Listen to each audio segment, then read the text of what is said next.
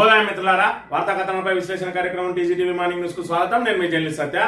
ముందుగా రాష్ట్రంలో జరుగుతున్న రాజకీయ పరిణామాలను కనుక పరిశీలించినట్లయితే 18 నెలల కాలంలో మరి ఇప్పటి వరకు పరిపాలన చేతగాక అసమర్థ పరిపాలనతోటి మరి ఇక్కడ అప్పుల కుప్పగా రాష్ట్రాన్ని తయారు చేస్తూ మరోవైపు గత ప్రభుత్వం మీద ఆరోపణలతోటి నెట్టుకొస్తున్న రేవంత్ రెడ్డి ప్రభుత్వం అయితే జేసీబీ లేదంటే ఏసీబీ అన్న చందంగా నడుస్తా ఉన్నది. ఒకవైపు మరి ఇక్కడ పేదల ఇళ్లపై జేసీబీలతోటి మరి ఇక్కడ విరుచుకుపడుతూ పేదల భూములపై గిరిజనుల భూములపై మరి ఇక్కడ జేసీబీలతోటి మరి ఇక్కడ విరుచుకుపడుతూ వాళ్ళ భూములను ఆక్రమించే ప్రయత్నం చేస్తూ అదేవిధంగా రోడ్డు వెడల్పు పేరుతోటి ఆధునీకరణ పేరుతోటి నష్టపరిహారం చెల్లించకుండా రాత్రిలే పోలీసులను అడ్డం పెట్టుకుని మరి ఇక్కడ ఏదైతే వాళ్ళ ఇళ్లను కూల్చివేస్తా ఉన్నారు. మరోవైపు ప్రతిపక్షాలను మరి ఇక్కడ వారిని ఏదైతే వారి ఆరోపణలను తిప్పికొట్టడానికి వాళ్ళ దగ్గర మరి చేసిన పనులేమీ లేకపోవడంతో అక్రమ కేసులతోటి వేధింపులు చేసే ప్రయత్నంలో భాగంగా ఏసీబీని వాడుతూ ఒకవైపు జేసీబీ లేదంటే ఏసీబీ అన్న చందంగా నడుస్తా ఉన్నది. ఇక మరోవైపు ఇప్పటి వరకు 18 నెలల కాలం నుంచి కాళేశ్వరం మీద కుట్రలు వనుతూ మరి ఇక్కడ కాళేశ్వరం ఒక నిరర్ధకమైన ప్రాజెక్టు అని చెప్పి ప్రజల మెదళ్లలో విషాన్ని నింపే ప్రయత్నం ఏదైతే చేసిందో కాంగ్రెస్, ఆ ప్రయత్నం అంతా కూడా మరి ఇక్కడ బిడిసికొట్టినట్టుగా ఉన్నది. మరి దీనికి సంబంధించి ఇటు ముఖ్యమంత్రి కేసీఆర్, అప్పటి మంత్రి మరి ఇక్కడ హరీష్ రావు, అప్పటి ఆర్థిక మంత్రి మరి ఈటల రాజేంద్రను ఏదైతే విచారించిందో పీసీ ఘోష్ కమిషన్, అందులో మరి ఎలాంటి అవకతవకలు లేవని ఒక అవగాహనకు వచ్చింది. మరి ఈ ముగ్గురు అప్పటి ప్రభుత్వంలో కీలక వ్యక్తులుగా ఉన్న ఈ ముగ్గురు కూడా మరి కేబినెట్ ఆమోదంతో ఏదైతే తాము పనులు చేపట్టామని చెప్పారో దాంతో పీసీ ఘోష్ కమిషన్ అప్పటి మరి ఇక్కడ మంత్రి కేబినెట్ సమావేశానికి సంబంధించి మరి ఇక్కడ మినిట్స్ బుక్లు కావాలని చెప్పి అడిగింది. ఇప్పటికే 2 సార్లు అడిగినా కూడా ఇప్పటి వరకు రేవంత్ రెడ్డి ప్రభుత్వం అందించకపోవడంతో కేసీఆర్ విచారణ తర్వాత మరోసారి కూడా మరి ఇక్కడ కేబినెట్ మినిట్స్ కావాలని చెప్పి అడగడంతో ఇప్పుడు ఏదైతే కుడితిలో పడ్డ ఎలుకలా తయారైంది రేవంత్ రెడ్డి ప్రభుత్వ పరిస్థితి. తమ ఏదైతే కాళేశ్వరం మీద బురద జల్లే ప్రయత్నం చేద్దామని చూసిండ్రో అది తమ మీదకే చుట్టుకునే విధంగా ఉన్నదని చెప్పి ఇప్పుడు రేవంత్ రెడ్డి ప్రభుత్వం ఇవ్వాలా వద్దా అని మీనమేషాలు లెక్కబడుతున్న పరిస్థితిని బట్టి మరి ఇక్కడ కాళేశ్వరం మీద ఏదైతే కుట్రలు పనిండ్రో ఆ కాళేశ్వరం మీద మరి ఇప్పటి వరకు 18 నెలల నుంచి మరి ఇక్కడ కాళేశ్వరాన్ని రిపేర్ చేయకుండా మరి ఏదైతే రైతులను ఇబ్బంది పెట్టిన పాపం తమ మెడకు చుట్టుకోబోతా ఉన్నదని చెప్పి మరోవైపు మరి ఇక్కడ ఏదైతే కేబినెట్ లో ఉన్న లుకలు కూడా ఒకరి మీద ఒకరు ఆరోపణలు చేసుకునే స్థాయికి, ఒకరి మీద ఒకరు మరి ఇక్కడ అధిష్టానానికి ఫిర్యాదులు చేసుకునే స్థాయికి వెళ్ళడంతో రేవంత్ రెడ్డి కూడా ఎవరైతే తనకు పోటీదారులుగా ఉన్నారో మరి ఇక్కడ రేపు ముఖ్యమంత్రి పీఠం కదిలిస్తే నెక్స్ట్ ముఖ్యమంత్రి పీఠం మీద ఎవరు కూర్చుంటారో వారికి ఇప్పటి నుంచే చెక్ పెట్టుకుంటా వస్తున్నట్టుగా మనకు తెలుస్తా ఉన్నది. అందులో భాగంగా 30% కమిషన్ అని, అదేవిధంగా భూముల విషయంలో వేరే శాఖల విషయంలో కలగజేసుకుంటా ఉన్నానని నేనే నెంబర్ 2గా చెప్పుకుంటూ మరి తిరుగుతున్న ఆయనను సొంత పార్టీ ఎమ్మెల్యేల ద్వారానే ఆయన చరిష్మాను దెబ్బతీసి మరి ఇక్కడ వెంట ఉండే మరి ధృతరాష్ట్ర కవిలాగా అలుముకొని సమ్మిడని చెప్పి ఆ మంత్రికి ఆలస్యంగా అర్థమైందని చెప్పి చెప్తున్న పరిస్థితిని మనం ఇక్కడ ప్రధానంగా గమనించవచ్చు. ఇక ఇటువంటి వార్తా కథనాలను కనుక పరిశీలించినట్టయితే ముందుగా ప్రధానంగా రేవంత్ రెడ్డి రైతు భరోసా కార్యక్రమం అని మరి ఇక్కడ ఒకటి మళ్ళీ రైతు భరోసాను చేపట్టి దానిలో ఇప్పటి వరకు మరి ఇక్కడ రైతు భరోసా ఎవరేయలేదు. ఇక రేవంత్ రెడ్డి ఇస్తేనే మొత్తం రైతాంగం అంతా కూడా ఈరోజు పెట్టుబడి సాయంతో మరి ఇక్కడ పంటలు పండించబోతా ఉన్నది అన్నట్టుగా మరి ఇక్కడ వివరిస్తున్న తీరు విమర్శలకు దారితీస్తా ఉన్నది. ఒకవైపు తాము అధికారంలోకి వచ్చిన వెంటనే 15,000 రూపాయలు ప్రతి సీజన్ కి 7,500 చొప్పున ఇస్తామని చెప్పి మరి ఇక్కడ ఎన్నికల సమయంలో కేసీఆర్ వేస్తున్నటువంటి రైతు బంధును కోర్టుకు వెళ్లి ఆపి మరి అదే 5,000 రూపాయలను ఎంపీ ఎలక్షన్ల ముందు వేసిండు. 5,000, 7,500 ఇవ్వంటే దీని మీద మేము ఇంకా ఇప్పుడు ప్రస్తుతానికి రైతు బంధును వేస్తాం, తర్వాత దీని మీద మరి ఇక్కడ పంటలు పండించిన వాళ్ళకి వేయడానికి మరి ఇక్కడ ఒక సబ్ కమిటీని వేస్తామని చెప్పి సంవత్సరం పాటు కాలయాపన చేసి ఆ తర్వాత వచ్చిన రబీ సీజన్ లో మరి ఇక్కడ వేయకుండా మొన్నటికి సంబంధించి ఏదైతే ఖరీఫ్ సీజన్ కి సంబంధించి మరి ఇక్కడ 4 ఎకరాల వరకే వేసి మిగతా వాళ్ళకే కొట్టిండు. మరి ఇక్కడ ఏదైతే కేసీఆర్ నాట్లకు మధ్య రైతు బంధు ఇస్తే ఇక్కడ ఈయన ఓట్లకు మధ్య రైతు బంధు ఇస్తా ఉన్నాడు. ఎంపీ ఎలక్షన్ల ముందు ఇచ్చిండు. మరి ఇక్కడ అది కూడా కేసీఆర్ ఏదైతే మరి ఇక్కడ రైతు బంధు కోసం ఫండ్ కేటాయించి పెట్టిండో ఆ ఫండ్ లో నుంచే ఇచ్చి వాళ్ళు ఇయ్యలేని ఫండ్ను మేము ఇచ్చినామని చెప్పి వీళ్ళే ఆపి వీళ్ళు ఒకవైపు ఆల్రెడీ మరి ఎన్నికల సమయంలో పడతా ఉన్నారు, అసెంబ్లీ ఎన్నికల సమయంలో మరి ఇక్కడ కోడ్ ఉల్లంఘన అని చెప్పి వీళ్ళు ఫిర్యాదు చేసి మరి ఆపించిండు. ఆ తర్వాత వచ్చినాక వేసి వాళ్ళు ఇవ్వలేకపోయినా మేము ఇచ్చినామంటాడు. వాళ్ళు ఫండ్ అలకేట్ చేసిందని ఇచ్చిందని మరి ఇక్కడ రైతాంగానికి అంతా కూడా తెలుసు. వాళ్ళు ఏలేదు మీరు ఇచ్చినట్టయితే మీరు ఖచ్చితంగా మేము రాగానే 7,500 ఇస్తామన్నారు. మరి 5,000కి ఎందుకు పరిమితం చేసిండు? ఆ తర్వాత 7,500 6,000 కుదించిండు. 6,000 అయినా అందరికి ఇచ్చిండా అంటే ఆల్రెడీ రబీకి ఎగ్గొట్టిండు. ఏదైతే సబ్ కమిటీ కాలయాపన పేరుతోటి ఎగ్గొట్టిండు. తర్వాత మొన్న చూసుకున్నట్టయితే మరి ఇక్కడ 4 ఎకరాల వరకు ఇచ్చిండు. ఇప్పుడు మరి ఆ 4 ఎకరాల వరకు కూడా ఏదైతే జనవరి 31 నాటికి పూర్తి స్థాయిలో మన జనవరి 26వ తేదీన అందరి అకౌంట్లో వేస్తా అన్నాడు. దాన్ని మార్చి 31 వరకు ఇస్తామన్నాడు. మార్చి 31 కాదు, జూన్ వచ్చినా కూడా ఇప్పటి వరకు 4 ఎకరాల మించి రాలేదు. ఏదైతే అప్పుడు స్థానిక సంస్థల ఎన్నికలు ఫిబ్రవరి మార్చిలో పెడదామని చెప్పి అనుకున్నాడో దాన్ని మరి ఇక్కడ వెంటనే ఆ రైతు భరోసా వేసే కార్యక్రమాన్ని చేపట్టిండు. ఆ తర్వాత మరి ఎన్నికలు వాయిదా వాడడంతో 4 ఎకరాలకు ఆపేసిండు. మళ్ళీ స్థానిక సంస్థల ఎన్నికలు నిర్వహిస్తామనే ముందు ఈ రోజు మళ్ళీ రైతు భరోసా పేరుతో నాటకం ఉన్నాడు. మరి ఇక్కడ తెలంగాణ రైతాంగం అంతా కూడా ఆలోచన చేయాలి. 7,500 ఇస్తా అన్నాడు. మరి ఎక్కిన వెంటనే ఎందుకు 7,500 ఇవ్వలేదు? కేసీఆర్ ఇచ్చిన 5,000 ఎందుకు ఇచ్చిండు? ఆ తర్వాత సంవత్సరం పాటు కాలయాపన చేసి రబీ సీజన్ కి ఎందుకు ఎండగొట్టిండు? మన ఖరీఫ్ సీజన్ లో 4 ఎకరాల వరకు ఎందుకు ఇచ్చిండు? రైతులను ఈ విధంగా మరి ఇక్కడ ప్రభుత్వం గోస పెట్టుకుంటున్నదా లేదంటే రైతులకు అండగా నిలుస్తున్నదా అనే విషయాన్ని తెలంగాణ ప్రజానికం, తెలంగాణ రైతాంగం అంతా కూడా మరి ఇక్కడ గమనిస్తా ఉన్నారు. ఇప్పుడు కూడా ఎందుకు ఇస్తా ఉన్నాడు? కేవలం స్థానిక సంస్థలలో గట్టెక్కేందుకు. ఈ స్థానిక సంస్థల్లో కనుక గట్టెక్కినట్టయితే ఇక ఎట్టి పరిస్థితుల్లోనూ రైతు భరోసా అనేది రాదు అనే విషయం మరి ఇక్కడ ఆల్రెడీ రైతాంగానికి తెలిసిపోయింది ఇప్పటికే. అయినప్పటికీ రైతులేం అమాయకులు కాదు, వాళ్ళు కూడా ఎదురు చూస్తా ఉన్నారు. నిన్న ఇక్కడ ఏమన్నా ఇప్పుడు లాభం లేదు. మరి ఇక్కడ ఎలాగూ మేము ఆల్రెడీ మరి ఇక్కడ ఏదైతే మరి ఇక్కడ మమ్మల్ని కళ్ళలో పెట్టి చూసుకుంటున్న ప్రభుత్వాన్ని కాదనుకొని మీకు ఓటేస్తే ఇవాళ మమ్మల్ని నట్టేయడం ఉంచిందని చెప్పి రైతులందరూ కూడా మానసికంగా సిద్ధపడి ఉన్నారు. మీరు ఎట్టి పరిస్థితుల్లో కూడా మరి ఇక్కడ రాష్ట్ర ఆదాయాన్ని పెంచలేరు. అప్పుల ద్వారానే మరి ఇక్కడ మాకు రావాల్సిన సంక్షేమ పథకాలను కొర్రీలు పెట్టుకుంటూ ఇస్తారని చెప్పి తేలిపోయిందని చెప్పి మరి వాళ్ళు చూస్తా ఉన్నారు. స్థానిక సంస్థల ఎన్నికల్లో కనుక ఈ రైతు భరోసాకు మరి ఇచ్చిన దానికి ఆశపడి ఓటేసినట్టయితే మరి ఇక్కడ కాంగ్రెస్ మేము ఏం చేస్తే అదే రైట్ అనే విధంగా ఉంటాయి. వాటి ఖచ్చితంగా స్థానిక సంస్థల ఎన్నికల్లో కాంగ్రెస్ కు బుద్ధి చెప్పాల్సిన బాధ్యత ప్రతి రైతు మీద, ప్రతి రైతు కూలి మీద, ప్రతి యువకుని మీద, ప్రతి నిరుద్యోగి మీద, ప్రతి ఉద్యోగి మీద, ప్రతి ఆటో డ్రైవర్ మీద, ప్రతి ఆర్టీసీ కార్మికుల మీద, ప్రతి సబ్బండ వర్గాల మీద ఉన్నదనే విషయాన్ని మరి ఇక్కడ ముఖ్యంగా మహిళలకు 2,500 ఇస్తా అని ఆశ పెట్టి గోసపెట్టిండో, అదేవిధంగా పెన్షన్ 2,000 4,000 ఇస్తా అని ఏ విధంగా అయితే గోసపెట్టిండో అన్నిటికీ కూడా స్థానిక సంస్థల ఎన్నికలలో కాంగ్రెస్ కు తగిన బుద్ధి చెప్తేనే ఈ 3 సంవత్సరాలలో అయినా కనీసం వాళ్ళు ఇచ్చిన 6 గ్యారంటీలు 420 హామీలు ఎన్నో కొన్ని అమలు చేసేయడానికి ప్రయత్నం చేస్తారు. ఈ రోజు దేశంలో ఎవరిస్తలేరన్న సందంగా మరి ఇక్కడ కేసీఆర్ ఇచ్చిన పథకాలనే కొర్రీలు పెట్టుకుంటూ ఇవాళ ఇచ్చి మరి పెద్ద ఎత్తున గొప్పని చెప్పుకుంటున్న ప్రభుత్వానికి బుద్ధి చెప్పాల్సిన బాధ్యత మన మీద ఉన్నది. మరి ఇక్కడ చూడాలి, నాట్లకు మధ్య రైతు బంధు వస్తే కోట్లకు మధ్య అయినే రైతు భరోసా ఇస్తా ఉన్నాడు. ఆ రైతు భరోసా కూడా ఇప్పుడు ఎంతమందికి ఇస్తాడో కూడా ఇంకా దాని మీద పూర్తి స్థాయిలో మరి ఇక్కడ తెలియదు. మరోవైపు చూసుకున్నట్టయితే ఇవాళ మరి నిన్నటి రోజున 4,000 కోట్ల రూపాయలు మరి ఇక్కడ అప్పు తీసుకున్నాడు. 4,000 కోట్ల రూపాయల అప్పు మరి ఈ నెలలో చూసుకున్నట్టయితే 3వ తారీఖు రోజున మరి 1,500, 10వ తేదీన 3,000 కోట్లు, అదేవిధంగా 17వ తేదీన 4,000 కోట్లు, మొత్తం 8,500 కోట్లు ఒక ఈ జూన్ నెలలోనే అప్పు తీసుకొచ్చిండు. మనం ఎక్కడ పోయినా అప్పు ఉడతలేదు అని చెప్పిన రేవంత్ రెడ్డి తెచ్చిందే ఈ నెల ఒకటే నెల 8,500 కోట్ల రూపాయల అప్పు తీసుకొచ్చిండు. మరి ఇక్కడ ఏదైతే ఈ త్రైమాసికం ఏదైతే ఆర్థిక సంవత్సరం మొదలైన తర్వాత 17,500 కోట్ల రూపాయల అప్పు తీసుకొచ్చిండు. మరి ఇక్కడ అప్పులే ఉడతలేవు అని అంటాడు. మరోవైపు చూసుకున్నట్టయితే ఇది రైతు భరోసా కోసం తెచ్చిన అప్పు మరి 8,500 కోట్లు రైతుల ఖాతాల్లో వేసి అప్పనంగా మరి ఇక్కడ ఏదైతే ఓట్లు దండుకోవాలనే ప్రయత్నం చేస్తా ఉన్నాడు. మరోవైపు నేను అప్పు చేసి పప్పు కూడా తినా, అప్పులకు మొత్తం నేను వడ్డీలు కట్టుకుంటా, అసలు కట్టుకుంటా అన్నాడు. ఈయన మరి ఇక్కడ రాష్ట్ర తలసరి ఆదాయం వచ్చిన తర్వాతనే పడిపోయిందనే విషయం మనందరికీ తెలిసిందే. ఇక్కడ చూసుకున్నట్టయితే 8,500 కోట్లు అప్పు తీసుకొచ్చి రైతు భరోసా వేసి కేవలం స్థానిక సంస్థల ఎన్నికల్లో గట్టెక్కే ప్రయత్నం చేస్తా ఉన్నాడు. కాబట్టి ఖచ్చితంగా ప్రజలకు అంది వచ్చిన అవకాశం ఇది. ఏదైతే స్థానిక సంస్థల ఎన్నికలలో కాంగ్రెస్ కు బుద్ధి చెప్తూనే వాళ్ళ మైండ్ సెట్ మారుతుంది.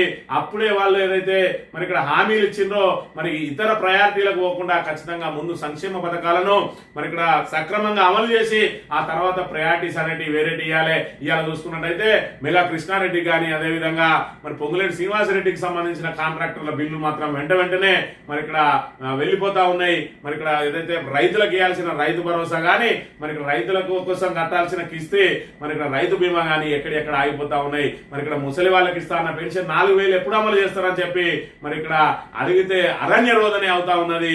మరి ఇక్కడ వీళ్ళు మాత్రం వాళ్ళ ప్రియారిటీలలో పెద్ద పెద్ద కాంట్రాక్టర్లకు ఇచ్చుకుంటూ ఇలా నేను మూసీని ప్రక్షాళన చేసి తీరుతా 1,50,000 కోట్లు పెట్టి అంటా ఉన్నాడు. నువ్వు 1,50,000 కోట్లు పెట్టి మూసీని ప్రక్షాళన చేసి తీరు మాకేం అభ్యంతరం లేదు, కానీ రైతులకు ఇచ్చిన మాట గాని 6 గ్యారెంటీలు గాని ఎందుకు అమలు చేస్తలేదో ఒక్కసారి ఆలోచన చేయాలని చెప్పి మరి ఇక్కడ రైతాంగాన్ని అంతా కూడా కోరుతా ఉన్నాం. ఇక్కడ చూసుకున్నట్టయితే ఇక ప్రధానంగా మేము ఇప్పుడు ప్రతి రైతుకు మరి ఇక్కడ అన్ని మరి ఏదైతే ఎకరాలతో సంబంధం లేకుండా అందరికి ఇస్తా అన్నాడు. మరి ఆ రోజు 100 ఎకరాలు ఉన్న వాళ్ళకు 200 ఎకరాలు ఉన్న వాళ్ళకు 50 ఎకరాలు ఉన్న వాళ్ళకు కేసీఆర్ వేసిందని చెప్పి ఏదైతే తప్పు పట్టినవో ఈ 18 నెలల కాలం నుంచి కమిటీలని సబ్ కమిటీలని దాని మీద విచారణలని ఇవన్నీ చేసి ఇలా కొండందవి ఎలకను బట్టి కేసీఆర్ అయితే ఇచ్చిందో నేను కూడా అట్నే ఇస్తా అంటాను. మరి ఇన్ని రోజులు కేసీఆర్ మీద చేసిన ఆరోపణేనా అనే విషయాన్ని కూడా రైతాంగం గమనించాలంటే ప్రతిపక్షంలో ఉన్నప్పుడు నరం లేని నాలిక ఏ విధంగా మాట్లాడింది.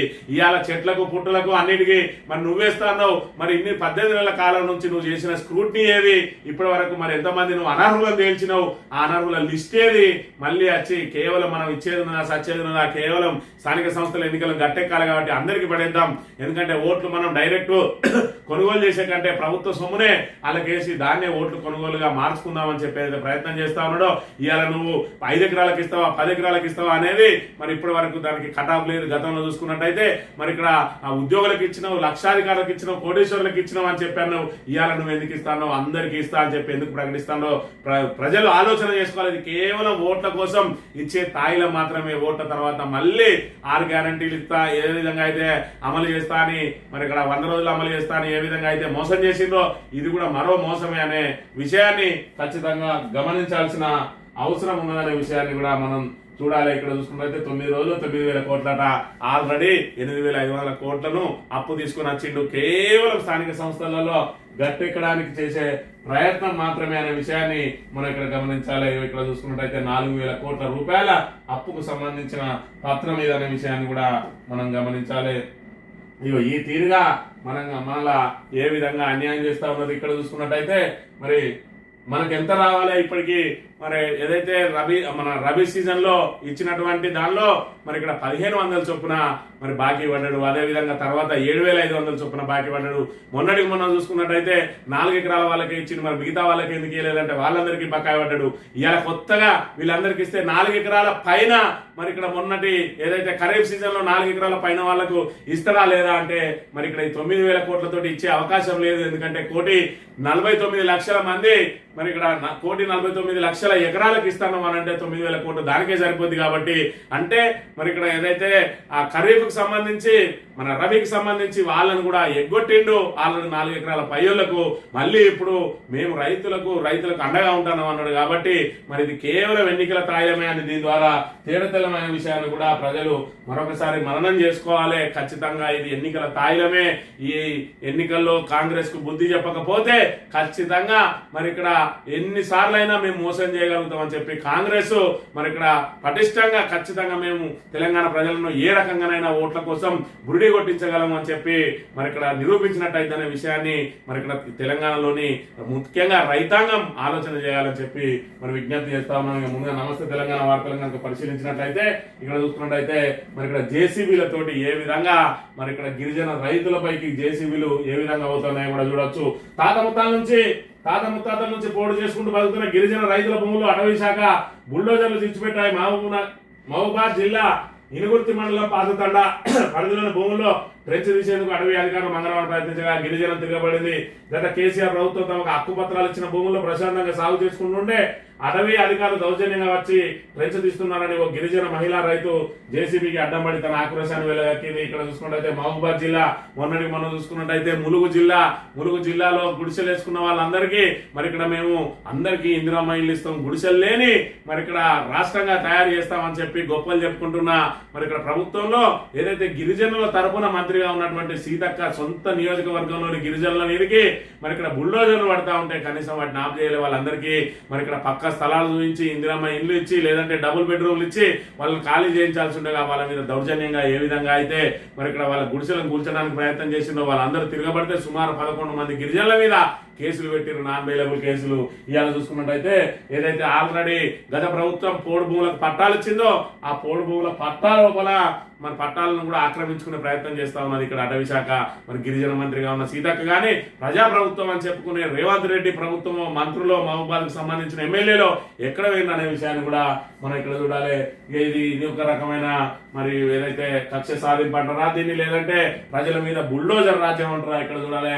మరి ఇక్కడ వెములవాడ రాజన్న మరి గుడికి వెళ్లే దారిని వెడల్పు చేస్తామంటున్నారు. మరి అక్కడ ఉన్న వ్యాపారులందరూ కూడా దానికి మరి సహకరించడానికి సిద్ధంగానే ఉన్నాం, కానీ మాకు మరి సరైన నష్టపరిహారం ఇప్పించండి అని అంటే కొంతమందికి ఇచ్చి కొంతమందికి ఇయ్యక మొత్తం మీద వాళ్ళందరి మీద బుల్డోజర్లు రాత్రి పోలీస్ పహారాతోటి 10 బుల్డోజర్లను తీసుకుని వచ్చి 10 టీములుగా ఏర్పాటు చేసి మరి వాళ్ళను పోవడానికి ఏదైతే వాళ్ళ సామాను ఖాళీ చేసుకొని తీసుకుపోవడానికి వాహనాలు కూడా లేవంటే ఆ సామాన్లన్నిటి కూడా బయటికి విసిరేసి రాజన్న ఆలయ రహదారి విస్తరణ పేరిట సామాన్యుల ఇళ్లను సర్కారు కూల్చున్నది. రాజన్న సిరిసిల్ల జిల్లా వేములవాడ పట్టణంలో ప్రధాన రహదారికి ఇరువైపులా ఉన్న ఇళ్లను నిలమట్టం చేయడంతో మంగళవారం కనిపించిన దృశ్యం ఇది. సరైన పరిహారం ఇవ్వకుండా కొందరికి అసలే ఇవ్వకుండా భారీగా పోలీసులను మోహరించి సర్కారు సాగిస్తున్న కూల్చివేతల పర్వంపై స్థానికులు ఆగ్రహం పెళ్లిబుకుతున్నది.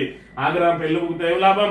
మార్పు అని చెప్పి మరి వాళ్ళు ఏ విధంగా అయితే మార్చి అధికారంలోకి వచ్చిందో ఇవాళ మార్పు స్పష్టంగా కనబడతా ఉన్నది. ఇందిరమ్మ రాజ్యం అని అంటే మరి ఇదే ఏదైతే ఎమర్జెన్సీని తలపించే విధంగా జేసీబీలను తీసుకొచ్చి పోలీసులను అడ్డం పెట్టుకొని మరి వాళ్లకు సరైన నష్టపరిహారం ఇచ్చి ప్రత్యామ్నాయం చూపించాల్సింది పోయి ఒకవేళ నిజంగానే వాళ్ళ ఇళ్ళన్ని కూడా కోల్పోయినట్టయితే వాళ్ళకు R&R ప్యాకేజ్ ఇచ్చి వాళ్ళకు ఖచ్చితంగా మరి పునరావాసం కల్పించాల్సిన ప్రభుత్వం పోలీసులను అడ్డం పెట్టుకొని జేసీబీలతో ఏ విధంగా చేస్తా ఉన్నది. ఒకవైపు ప్రతిపక్షాల మీద ఏసీబీని ఎగదోస్తూ ఇక్కడ సామాన్య ప్రజల మీద జేసీబీలను ఎగదోస్తూ ఇవాళ పరిపాలన ఇందిరమ్మ పాలన ప్రజాపాలన ఏ విధంగా సాగుతున్నదో తెలంగాణ ప్రజానికం అంతా కూడా గమనించాలి. కాంగ్రెస్ నాయకులు అన్నదో సమాధుల స్థలం కబ్జా, సమాధుల ఆనవాళ్లతో క్రైస్తవుల నిరసన, ఇల్లందు కొత్త బస్టాండ్ సమీపంలో ఘటన. ఇవి జాలయ్యన్నట్టు ఈ జేసీబీలు ఏసీబీలు జాలయ్యన్నట్టు కాంగ్రెస్ నాయకులు కూడా ఎక్కడ దొరికితే అక్కడ ఆఖరికి సమాధులను కూడా ఇడిచిపెట్టకుండా స్థలాలు కబ్జా చేస్తా ఉన్నారని చెప్పి ఇక్కడ మరి ఇల్లందు కొత్త బస్టాండ్ సమీపంలో క్రైస్తవులు వాళ్ళకి సంబంధించిన ఏదైతే మరి ఇక్కడ సమాధులకు సంబంధించిన ఆనవాళ్లతోటి నిరసన తెలుపుతున్న పరిస్థితిని కూడా మనం ఇక్కడ చూడాలి. ఈ అసలు విషయానికి వస్తే కాళేశ్వరంపై కాంగ్రెస్ సెల్ఫ్ గోల్, అనుకున్నది ఒకటి అయింది ఒకటి, చెరపకురా చెరేవు అన్నారు పెద్దలు. కాళేశ్వరం అంశంలో రేవంత్ సర్కార్ పరిస్థితి ఇప్పుడు ఇతనే తయారైంది. తెలంగాణ వరప్రదాయని ప్రపంచంలోనే అతిపెద్ద ఎత్తిపోతల పథకం కాళేశ్వరం ప్రాజెక్ట్ ను కాలగర్భంలో కలిపి కేసీఆర్ ను వ్యక్తిగతంగా బదనాం చేయాలనే 1.5 కుట్రలు నిష్ఫలమవుతున్నాయనే సంకేతాలు ప్రభుత్వ పెద్దల్లో కలవరం రేపుతున్నాయి. దీంతో రేవంత్ రెడ్డి సర్కార్ సర్కార్లో కాళేశ్వరం ప్రాజెక్టు చిచ్చు రాజుకుంటూ ఉన్నది. మరి ఇక్కడ కమిషన్ కు జవాబు ఇవ్వలేక ఇరకాటంలో సర్కార్ కేసీఆర్ ను బదనాం చేసేందుకు 1.5 పాటు నోటికొచ్చినట్టు ఆరోపణలు చేసిన ప్రభుత్వ పెద్దలు కమిషన్ కీలక డాక్యుమెంట్లు ఇవ్వకుండా కుతంత్రాలు. జస్టిస్ ఘోష్ కమిషన్ ముందు కీలక విషయాలు కేబినెట్ నిర్ణయంతోనే కాళేశ్వరంపై ముందుకెళ్లామని కమిషన్ విచారణలో కేసీఆర్ హరీష్ ఈటల స్పష్టీకరణ. మినిట్స్ ఇవ్వాలంటూ సర్కార్కు 3వ కమిషన్ లేఖ. కమిషన్ లేఖలతో కాంగ్రెస్ ప్రభుత్వం తెల్లముఖం. ఎన్డీఎస్ఏ నివేదిక డొల్లా అని ఇప్పటికే ఎలాంటి నిలదీత ప్రతికూలతతో సహచరులపై ముఖ్య నేతల సరుసలు. మరి ఇక్కడ కాళేశ్వరం మీద ఎందుకు ఈ కుట్రలు?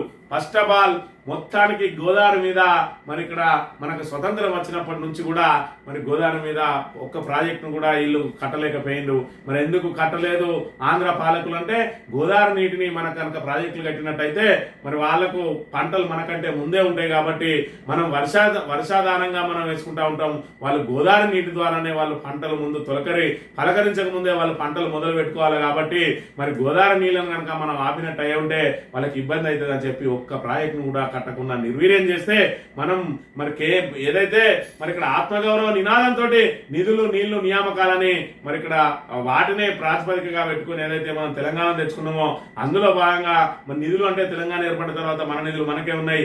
నీళ్ల విషయానికి వస్తే మరి గోదావరి తలాపునే గోదావరి ఉన్నా కూడా మరి ఇక్కడ మనకు నీటి నిల్వలు లేక నీటిని ఆపుకునే పరిస్థితి లేక మరి ఇక్కడ ఖచ్చితంగా కాళేశ్వరం లాంటి ప్రాజెక్టును సత్వర పూర్తి చేసుకుని మనం మరి ఇక్కడ పూర్తి స్థాయిలో అభివృద్ధిలో దూసుకుపోవాలని అప్పటి కేసీఆర్ ప్రభుత్వం కేవలం 3 సంవత్సరాల్లోనే ప్రపంచంలో అతి పెద్దదైనటువంటి మరి ఇక్కడ ఎత్తిపోతల పథకాన్ని ఈ రోజు తీసుకొచ్చింది.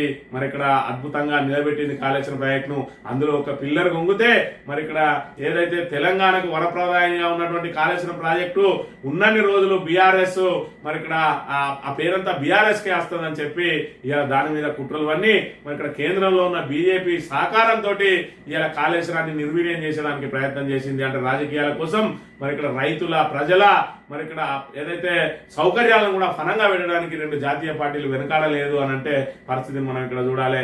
దాంతో పాటు మరి ఇక్కడ వాళ్ళు ఏదైతే కుక్కను చంపాలంటే దానికి పిచ్చిదాన్ని ముద్రేయాలన్నట్టు మరి కూలింది ఏదైతే పిల్లర్ కుంగిందో దాన్ని పనికిరాదని చెప్పడానికి మరి కేంద్రంలో ఉన్న ఎన్డీఎస్ఏను అడ్డంగా వాడుకొని దాని ద్వారా తప్పుడు రిపోర్ట్లు ఇప్పించుకునే ప్రయత్నం చేస్తే అది ఇప్పటి వరకు అసలు ఏం రిపోర్ట్ ఇచ్చిందో దానికే తెలియనట్టుగా ఉన్నది. ఎందుకంటే ఎన్డీఎస్ఏకి సంబంధించిన మరి ఇక్కడ ప్రస్తుతం దాని ఏదైతే పెద్ద ఆఫీసర్ ఉన్నాడో ఆయన గతంలో పోలవరం ప్రాజెక్టు సీఈఓ ఉండే ఆయన సీఈఓగా ఉన్న సమయంలోనే పోలవరం కొట్టుకుపోయింది. మరి అసొంటి వ్యక్తి ఇవాళ ఎన్డీఎస్ఏ రిపోర్ట్ పేరుతోటి మరి ఇక్కడ తీసుకొచ్చిస్తే ఎల్లంటి దాన్ని 4 గీసుకునే పేపర్ కంటే అధ్వానం అది చెత్తబుట్టల వారైందని చెప్పడంతో సర్కారు ఇరకాటంలో పడ్డది. మరోవైపు పీసీ ఘోష్ కమిషన్ వేసి ఏదైతే కేసీఆర్ ను ఇక్కడ మరి దోషిగా నిలబెట్టాలని ఏదైతే ప్రయత్నం చేసిందో అది ఇప్పుడు బెడిసి కొట్టింది. మరి ఇక్కడ ఏదైతే నిజంగానే ప్రభుత్వమే వేసింది ఆ బీసీ ఘోష్ కమిషన్ ను మరి ఇక్కడ ప్రభుత్వాన్ని మరి ఏదైతే మినిట్స్ కేబినెట్ కి సంబంధించిన కేబినెట్ భేటీ మినిట్స్ ఇవ్వంటే మరి ఇప్పటి వరకు 3 సార్లు అడిగినా ఇస్తలేరు అని అంటే మరి ఇక్కడ అంటే తాము వేసిన కమిషన్ తాము చెప్పినట్టు వినాలా అన్నట్టుగా ఉన్నది రేవంత్ రెడ్డి ప్రభుత్వం. అలాంటప్పుడు జడ్జిని వేయద్దు, మీరే ఒక రాజకీయ నాయకుడిని కమిషన్ వేసుకుంటే వాళ్ళు మీరు ఏది రాసిస్తే దాని మీద సంతకం పెడతాడు. మరి ఇక్కడ జడ్జీలను కూడా మీరు ఇలా పావులుగా వాడుకోవడానికి ప్రయత్నం చేస్తే అది ఇలా బెడిసి కొట్టింది. మరి కేబినెట్ కమిటీకి సంబంధించిన ఏదైతే కేబినెట్ సమావేశానికి సంబంధించిన మినిట్స్ ఇవ్వంటే 3 సార్లు అడిగినా కూడా ఇస్తలేరు అని అంటే మరి ఇక్కడ కాళేశ్వరంలో మరి ఖచ్చితంగా సెల్ఫ్ గోల్ కొట్టుకున్నది ఇవాళ రేవంత్ రెడ్డి ప్రభుత్వం. 18 నెలల నుంచి దాన్ని మరమ్మతు చేయకుండా ఏ విధంగా అయితే ఇప్పుడు కాళేశ్వరం పనికిరాదని అసత్య ప్రచారాలు చేసిరు అది అసత్య ప్రచారమే అని చెప్పి తేలిపోవడంతో ఈ రోజు కాంగ్రెస్ మెడకు మరి ఇక్కడ కాళేశ్వరం ప్రాజెక్టు ఉరితాడుగా మారబోతా ఉన్నది రాబోయే రోజుల్లో అనే విషయాన్ని కూడా మనం ఇక్కడ గమనించాలి.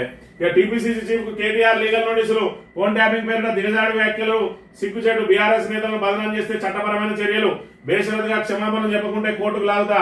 టీపీసీసీ చీఫ్ మహేష్ కుమార్ గౌడ్ పై బీఆర్ఎస్ వర్కింగ్ ప్రెసిడెంట్ కేటీఆర్ ఆగ్రహం అని చెప్పి మరి ఇక్కడ కోదికి కొబ్బరి చిప్ప దొరికింది అన్నట్టుగా మరి లేనిపోని అన్నిటిని కూడా ఇటు యాదాద్రి కమిషన్ అని, కాళేశ్వరం కమిషన్ అని, ఫోన్ ట్యాపింగ్ కేసు అని, అదేవిధంగా ఫార్ములా రేస్ కేసు అని మరి ఇక్కడ ఏదైతే ప్రభుత్వం మరి ఇక్కడ హామీలు ఇచ్చిందో హామీలను నిలబెట్టుకోలేక మరి సతమతం అవుతూ మరి ఇక్కడ ప్రజల నుంచి తీవ్ర వ్యతిరేకత మూడగట్టుకోవడంతో ఆ ప్రజల నుంచి ఆ వస్తున్న వ్యతిరేకతలను దారి మళ్లించడానికి డైవర్ట్ చేసే కార్యక్రమంలో భాగంగా ఇలాంటి మరి ఇక్కడ అడ్డమైన కేసులన్నింటినీ తెర మీదకి తీసుకొచ్చి దాని మీద దుష్ప్రచారంతో మరి ఇక్కడ కాలం వెల్లదీసే ప్రయత్నంలో భాగంగా మరి ఇక్కడ ఫోన్ ట్యాపింగ్ సంబంధించి ఏదైతే వ్యాఖ్యలు చేసిండో దానికి నిన్న రోజున కేటీఆర్ లీగల్ నోటీసులు పంపించిండో ఖచ్చితంగా క్షమాపణ చెప్పకపోతే వదిలేది లేదు అని చెప్పి కూడా చెప్తున్న పరిస్థితిని మనం ఇక్కడ గమనించాలి. ఇక సుప్రీం విరుద్ధంగా ఏసీబీ డాక్యుమెంట్ విచారణకు ఫోన్ తో ఏం సంబంధం? కేటీఆర్ ఫోన్ ల్యాప్టాప్ అడిగిన ఏసీబీ అధికారులు వ్యక్తిగత గోప్యత ప్రాథమిక హక్కు అన్న సుప్రీంకోర్టు ఫోన్ అడిగిన ఏసీబీ తీరుపై న్యాయ నిపుణుల విస్మయం. మొబైల్ ఇస్తే గోప్యతకు భంగకరమైనట్టున్న నిపుణులు. వ్యక్తిగత గోప్యత రాజ్యాంగ ధర్మాసనం విచారణకు ఫోన్ పై గతంలో సుప్రీంకోర్టులో వాదనలు అని చెప్పి మరి ఇక్కడ ఏదైతే ఏసీబీ విచారణ జరుగుతా ఉన్నదో వాళ్ళు కొండందాకు వెలుకన పట్టిన ఏసీబీ అధికారులు నీ ఫోన్ నువ్వు ల్యాప్టాప్ కావాలని అన్నారట. ఇదంతా కూడా పూర్తిగా గవర్నమెంట్ లావాదేవీలకు సంబంధించింది. ఇది నేనే ఆదేశాలు ఇచ్చిన మౌఖికంగా అని చెప్పి మరి ఇక్కడ చెప్పిన పరిస్థితి. మరి ఇక్కడ నాకు సంబంధం లేదని కూడా చెప్పచ్చు. ఏసీబీకి సంబంధించి ఏదైతే కేసు ఉన్నదో అందులో ఫార్ములా ఈ రేస్ కేసుకు సంబంధించి అది అధికారులకు సంబంధించిన అంశం నాకేంది అని చెప్పి కూడా తప్పించుకోవచ్చు. కానీ అధికారులు ఎవరికి సంబంధం లేదు. దీనికి సంబంధించి నా ఆదేశాల మేరకు వాళ్ళు నడుచుకున్నారు అని చెప్తే దానిలో లావాదేవీలు సక్రమంగా జరిగినాయా లేదా అని చెప్పి డాక్యుమెంటరీ ఎవిడెన్స్ ఉన్నప్పటికీ కూడా కేవలం ఇక్కడ కక్ష సాధింపుతోటి లేదంటే ఆయన వ్యక్తిగత విషయాల్లోకి తొంగి చూసే ప్రయత్నంలో భాగంగా ఫోను ల్యాప్టాప్ ఇవ్వాలని చెప్పి ఏసీబీ అధికారులు కోరడం, మరి దీని మీద న్యాయ నిపుణులు కూడా ఖచ్చితంగా ఏదైనా కోర్టు ఆదేశిస్తే తప్ప పోలీసులకు ఇవ్వాల్సిన అవసరం లేదని కూడా తెగేసి చెప్పిన పరిస్థితిని కూడా మనం ఇక్కడ గమనించాలి. ఇక ఫార్మసీ భూములు రైతులకు తిరిగి ఇవ్వం, అందుకు చట్టం కూడా ఒప్పుకోదు, వాటిని ఫ్యూచర్ సిటీకి వినియోగిస్తాం.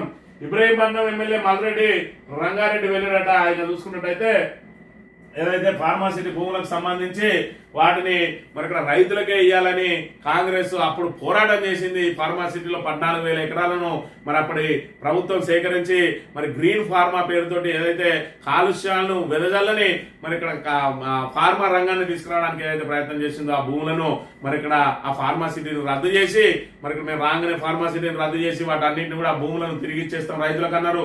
మరోవైపు భూసేకరణ చట్టం ఏం చెప్తా ఉన్నది, ఏ కారణం కోసం అయితే ఏ ఉపయోగం కోసం అయితే మీరు భూములు సేకరించిందో దాన్ని ఆ అవసరాలకు వాడనట్టయితే తిరిగి రైతులకు ఇప్పించాలని, ఇది రైతులకు తిరిగి ఇచ్చేయాలని చట్టం చెప్తా ఉన్నది. కానీ ఇక్కడ మల్లెడ్డి రంగారెడ్డి కొత్త చట్టాన్ని సృష్టించిండు. ఈయన ఫార్మాసిటీని మరి ఇక్కడ రద్దు చేసినాం మేము అనుకున్న ప్రకారం, కానీ భూములు మాత్రం ఇయ్యడట. ఎందుకు ఇయ్యడంటే చట్టం ఒప్పుకోదట. అసలు చట్టం చెప్పేదే మరి ఇక్కడ నువ్వు ఏ కారణం కోసం అయితే తీసుకున్నావు ఆ కారణానికి ఆ భూములను వాడకపోతే తిరిగి ఇచ్చేయాలంటుంది. కానీ ఈయన మాత్రం కొత్త రకమైన మెలికబెట్టి దీన్ని ఫ్యూచర్ సిటీకి వాడతామని చెప్పి ఇక కాంగ్రెస్ 2 నాలుక ధోరణి, కాంగ్రెస్ మోసపూరిత వాగ్దానాలు, మోసపూరిత ఇసొంటి హామీలతోటి మరి ఇక్కడ రైతులను రెచ్చగొట్టి నిరుద్యోగులను రెచ్చగొట్టి మరి ఇక్కడ ప్రజా ప్రభుత్వం అంటే బీఆర్ఎస్ ప్రభుత్వం, ఇక్కడ రాక్షస ప్రభుత్వం అంటే కాంగ్రెస్ ప్రభుత్వం అని చెప్పి ఇప్పుడిప్పుడే ప్రజలకు అర్థమవుతున్న విషయాన్ని కూడా మనం ఇక్కడ గమనించాలి. నెంబర్ 2 నోర్మూత. ఒకప్పుడు ప్రభుత్వంలో చక్రం తిప్పిన నేత, పోటీ వస్తున్నాడని అనగదొక్కిన ముఖ్య నేత, కేంద్ర ఏజెన్సీల వసదాలతో తగ్గిన పరపతి నిన్న మొన్నటి దాకా ఇతర శాఖల్లోనూ వేలు, ఇప్పుడు తన శాఖకే పరిమితమై గప్చుపు, సొంతపాటి నాయకుల నుంచే 30% ఆరోపణలు, భూముల వ్యవహారాలపై కోర్టులో కేసులు, శాఖలు మార్చాలని అధిష్టానానికి ఎమ్మెల్యేల ఫిర్యాదు అని చెప్పి మరి ఇక్కడ గుంపులో ఉన్న ఒక వ్యక్తి తానే సమర్థులను నిరూపించుకునేందుకు 2 మార్గాలు ఉంటాయట. అయితే నేరుగా అందరితో పోటీ పడి తన సామర్థ్యాన్ని ప్రదర్శించి నిరూపించుకోవడం, లేదంటే తనకు పోటీ అనుకునే వారిని పరోక్షంగా దెబ్బగొట్టి వారు అసమర్థులను చూపడం. ప్రస్తుతం అధికార పార్టీలో ఇలా 2వ రకం పోటీ నడుస్తా ఉన్నది. ఏం నడుస్తా ఉన్నది మరి ఇక్కడ చూసుకున్నట్టయితే ప్రభుత్వ ప్రతిష్ట పూర్తిగా దిగజారింది, కాంగ్రెస్ చరిష్మా దెబ్బతిన్నది. మరి ఇక్కడ ఇచ్చిన 6 గ్యారెంటీలు సక్రమంగా అమలు కాలేదు. మరి అదే విధంగా రాహుల్ గాంధీ ప్రత్యేకంగా మరి ఇక్కడ ఎంపీ ఎలక్షన్లలో కూడా చెప్పిండు, ప్రతి మహిళ అకౌంట్లలో 2,500 రూపాయలు ఇస్తా ఉన్నాం అని చెప్పి ఏదైతే చెప్పిండో మరి ఇక్కడ ప్రతి సంవత్సరం 30,000 రూపాయలు మహిళలకు ఇస్తామని గొప్పగా చెప్పిండు. ఇప్పటి వరకు 3 రూపాయలు కూడా ఇయ్యలేదు. మరి ఈ రకంగా రేవంత్ రెడ్డి అక్కడ తప్పుడు ఏదైతే సమాచారంతో రాహుల్ గాంధీని కూడా మరి ఇక్కడ ఆయన మాటను కూడా భ్రష్టు పట్టించిన పరిస్థితి. మరోవైపు చూసుకున్నట్టయితే ఆయన ఏదైతే పార్టీల నుంచి ఒక పార్టీలో గెలిచి 2వ పార్టీలకు ఎవరైతే జంపు జిలానీలు ఉంటారో వాళ్ళని తక్షణం వాళ్ళ పదవులు పోయే విధంగా చట్టం తీసుకొస్తామని చెప్పి రాజ్యాంగ బుక్కును చేతిలో పట్టుకొని తిరుగుతా ఉంటే అందుకు విరుద్ధంగా ఆయన ఇక్కడ 10 మంది ఎమ్మెల్యేలను ఇక్కడ చేర్చుకొని రాహుల్ గాంధీ మాటను మరి ఇక్కడ అపహాస్యం పాలు చేసిండు. ఈ రకంగా మరి ఇక్కడ రేవంత్ రెడ్డికి అదేవిధంగా రాహుల్ గాంధీకి ఇద్దరికి మధ్య మరి డిస్టెన్స్ పెరిగింది. దాంతో కనీసం అపాయింట్మెంట్ కూడా ఇయ్యని పరిస్థితి. ఈ నేపథ్యంలో ఆయన ఏ విధంగా ఆయన తప్పించాలని చెప్పి అధిష్టానం ప్రయత్నాలు చేస్తూ ఉంటే మరి ఇక్కడ నేనంటే నేనని మరి ఇక్కడ నేనే ముందుండాలని ఏదైతే మరి కొంగులేటి శ్రీనివాసరెడ్డి వంటి వాళ్ళైతే నేనే నెంబర్ 2 అని ఆల్రెడీ ఆయనే ప్రకటించుకున్నాడు. బట్టి విక్రమార్క నేనే అర్హుందని, ఉత్తమ్ కుమార్ రెడ్డి నేనే అర్హుందని మరి ఎవరికి వారు ప్రయత్నాలు చేస్తూ ఉంటే మరి రేవంత్ రెడ్డి ఏం చేయాలి, ఎవరైతే తనకు పోటీగా ఉన్నారో వాళ్ళ మీద నేరుగా తలపడి వాళ్ళ మీద మీదికి పోయి నెంబర్ 1 గా నన్ను ఉండాలి, లేదంటే వాళ్ళ అసమర్థులు అని చెప్పి దొంగ దెబ్బ అనేది తీయాలి. అదే పని చేస్తా ఉన్నాడు పొంగులేటి శ్రీనివాసరెడ్డి మీద. మరి ఆయన అనుచరులతోటే మరి ఇక్కడ 30% భూములను కమిషన్ అడుగుతాడు అని చెప్పి, అదేవిధంగా బట్టి విక్రమార్క మీద కాంట్రాక్టర్లు ఏకంగా సచివాలయంలోనే ధర్నా చేయించిండు. దీని వెనుక రేవంత్ రెడ్డి అనుచరులే ఉన్నారని చెప్పి పెద్ద ఎత్తున ప్రచారం జరుగుతా ఉన్నది. మరోవైపు ఉత్తమ్ కుమార్ రెడ్డికి ఆయన శాఖతో పాటు దేనిలో కూడా వేలు పెట్టకుండా ఆయన అధికారాలు కత్తిరించిండని కూడా మరి ఇక్కడ చెప్తున్న పరిస్థితి. ఈ నేపథ్యంలో రేవంత్ రెడ్డి మరి ఇక్కడ వీళ్ళతోటే ముప్పు ఉన్నదని చెప్పి వాళ్ళని అసమర్థులుగా చిత్రీకరించే ప్రయత్నం చేస్తా ఉన్నారని చెప్పి ఇక్కడ వార్తను ప్రచురించిన అంశాన్ని మనం ఇక్కడ ప్రధానంగా చూడాలి. 2.5 నెలల్లో 17,400 కోట్లు. ఇది 60 నుంచి రేవంత్ సర్కార్ తెచ్చిన అప్పు. తాజాగా బాంగ్లాదేశం ద్వారా 4,000 కోట్ల రుణం అని చెప్పి మరి ఇక్కడ నేను అప్పు తెచ్చి పప్పు కూడా చేయ మరి ఇక్కడ ఖచ్చితంగా గత ప్రభుత్వం చేసిన అప్పులన్నింటినీ కూడా వడ్డీలతో సహా కట్టుకుంటూ మరి ఇక్కడ నేను ఆర్థిక వ్యవస్థను గాడిలో పెడతాను అన్నాడు. ఇప్పటికి 1,79,000 కోట్లు 18 నెలల్లో. మరి యావరేజ్ గా ప్రతి నెల 10,000 కోట్ల రూపాయలను అప్పు తీసుకుంటా ఉన్నాడు రేవంత్ రెడ్డి. మరోవైపు ఏదైతే జీతాలు చెల్లించాలన్నా మరి ఇక్కడ ఏదైతే ప్రభుత్వ ఉద్యోగులకు డిఏలు పెండింగ్ డిఏలు ఇవ్వాలన్నా పిఆర్సీ వేయాలన్నా నా దగ్గర ₹1 లేదు, నేను ఏం చేయాలంటాడు. మరి అప్పులన్నీ నాకు అప్పులు ఉడతలేవు, అప్పులు ఉడితే తెచ్చిద్దని అంటాడు. మరి ఇక్కడ 17,400 కోట్లు తెచ్చినావు కదా అప్పులు, మరి వాళ్ళ కోసం ఇంకో 10,000 కోట్లు ఎందుకు తేలేకపోయినావు అంటే నీకు అవసరం ఉన్న మేర మాత్రం అప్పు లభిస్తుంది, అధికారులకు ఇవ్వాలంటే మాత్రం నీకు అప్పులు ఉంటాయా అని చెప్పి మరి ఇక్కడ అధికారులు కూడా మండిపడుతున్న పరిస్థితిని మనం ఇక్కడ గమనించాలి. ఇక సాక్షి దినపత్రిక విషయానికి వస్తే రంగారెడ్డిలో ఎక్కువ, నిజామాబాద్ లో తక్కువ. నియోజకవర్గాల పునర్విభజన తర్వాత అసెంబ్లీ స్థానాలు ఇలా ఉంటాయని చెప్పి మరి ఇక్కడ మొత్తం 119 స్థానాలకు గాను జనాభా ప్రాతిపదికన 153 స్థానాలు అయితే అట. అత్యధికంగా మరి ఇక్కడ రంగారెడ్డి జిల్లాలో 9 పెరుగుతాయి, హైదరాబాద్ లో 2 పెరుగుతాయట, మహబూబ్ నగర్ లో 4, కరీంనగర్ చూసుకున్నట్టయితే 4, వరంగల్ లో 3, నల్గొండ 3, మెదక్ 3, ఖమ్మంలో 2, ఆదిలాబాద్ లో 2, నిజామాబాద్ లో 2. ఓవరాల్ గా చూసుకున్నట్టయితే 119 నుంచి మరి 153 పెరుగుతాయట. 150 అయితే అని అనుకున్నారు, కానీ మరి ఇక్కడ 153కు పెరగబోతా ఉన్నది జనాభా ప్రాతిపదికన చూసుకున్నట్టయితే అని చెప్పి మరి ఇక్కడ ఏదైతే నియోజకవర్గాల పునర్విభజన జరగబోతా ఉన్నది అనే దానికి ఈ మరి ఇక్కడ ఏదైతే నియోజకవర్గాల పునర్విభజన జరగడానికి ప్రయత్నాలు అయితే సాగుతా ఉన్నాయి. మరి దీనికి సంబంధించి చూసుకున్నట్టయితే ఆల్రెడీ ఆశావాహులు కొత్తగా లైన్లలోకి వస్తా ఉన్నారు. ఎవరైతే రాజకీయ నాయకులు ఉంటారో వాళ్ళ అన్నలు, తమ్ములు, భార్యలు మరి ఇక్కడ వాళ్ళను నియోజకవర్గం పక్క నియోజకవర్గం పెరిగితే అందులో తోసేయడానికి ఇప్పటి వరకు తెరవెనుకుండి రాజకీయాలు చేసినటువంటి వాళ్ళు ఇక తెరంగేట్రం చేస్తా ఉన్నారు, ముందుకు వస్తా ఉన్నారు. మొన్నటికి మొన్న మంత్రి నియోజకవర్గానికి సంబంధించి మరి ఇక్కడ ఐటీ మంత్రి శ్రీధర్ బాబు తమ్ముడు శ్రీపాదరావు చిన్న తనయుడు మరి నేను కూడా ప్రత్యక్ష రాజకీయాల్లోకి వస్తా అని చెప్పి మరి అక్కడ ఒక పదవి ఇప్పించుకున్నాడు, ఏదైతే డిసిసి ప్రధాన కార్యదర్శి. దానికి మరి ఇక్కడ ఏదైతే మంత్రి నియోజకవర్గం మొదలు నుంచి లాస్ట్ దాకా ర్యాలీలు తీసి డప్పు సప్పులతోటి బాణ సంచాలతోటి తిరిగిండు. దీని ఎంత ఆర్భాటానికి కారణమైందే సీనిబాబు ఇప్పుడే కొత్తగా వచ్చిండా, మరి ఇన్ని రోజుల నుంచి కూడా రాజకీయాలు ఏమున్నాడు కదా, ఉన్నా అని చెప్పుకున్నాడు కదా అని అంటే ఇన్ని రోజుల నుంచి తెర వెనుక రాజకీయాలు చేసిందట. ఇక ఇప్పటి నుంచి తెర ముందరికి వస్తాను, ఎందుకంటే 2 నియోజకవర్గాలు అయితే మా అన్నో దిక్కు నేనో దిక్కు అని చెప్పి ప్రయత్నం చేస్తా ఉన్నారు. మరి ఇక్కడ ఒకటి ఎస్సీఐ అవకాశం ఉన్నదని చెప్పి అంటా ఉన్నారు. ఒకవేళ కనుక ఎస్సీఐ రెండోది మహిళ అయితే శ్రీధర్ బాబు 3వ నియోజకవర్గాన్ని వెతుక్కోవాల్సి వస్తుంది. ఎందుకంటే శ్రీధర్ బాబు మరి అలా మిస్సెస్ చూసుకున్నట్టయితే ఐఏఎస్ అధికారి, ఆమె మరి ఇక్కడ రాజీనామా చేసి అయితే రాజకీయాల్లోకి వచ్చే పరిస్థితి లేదు. కాబట్టి మరి శ్రీనిబాబు ఆయన భార్యను రంగంలోకి పెట్టే అవకాశం ఉంటది. మరి ఇక్కడ 3వ నియోజకవర్గానికి వెళ్ళడానికి మరి ఇక్కడ శ్రీధర్బాబు కూడా మరి ప్రత్యామ్నాయాలు చూసుకుంటున్న పరిస్థితి. ఏదేమైనా కూడా మరి ఇక్కడ రాజకీయ వారసత్వంలో భాగంగా మరి మేము మా కింద ఏదైతే శ్రీపాదరావుకు పదవులు వచ్చిన రోజు మరి ఇక్కడ కాంగ్రెస్ నాయకులందరూ కూడా జెండాలు మోసిర్రు, జైగొట్టిర్రు, సంబరాలు జరుపుకున్నారు. మళ్ళీ దాని తర్వాత శ్రీధర్ బాబుకు ఎమ్మెల్యే పదవి వస్తే సంబరపడ్డారు. మరి ఏదైతే విపత్తే మరి ఇక్కడ దానికి సంబంధించి బాణాసంచాలు వేసిండ్రు. ఆ తర్వాత మంత్రి పదవి వస్తే తామే మంత్రులు అన్నట్టుగా ఫీల్ అయినరు. ఆ తర్వాత ఇప్పుడు శ్రీనిబాబు రాజకీయ అరంగేట్రం చేసిండు. మరి ఇక్కడ శ్రీనిబాబు తర్వాత శ్రీధర్ బాబు కొడుకు రెడీ ఉన్నాడు, అంటే వాళ్ళ వారసత్వ జెండాలు మోసడానికి రెడీ ఉన్నారు.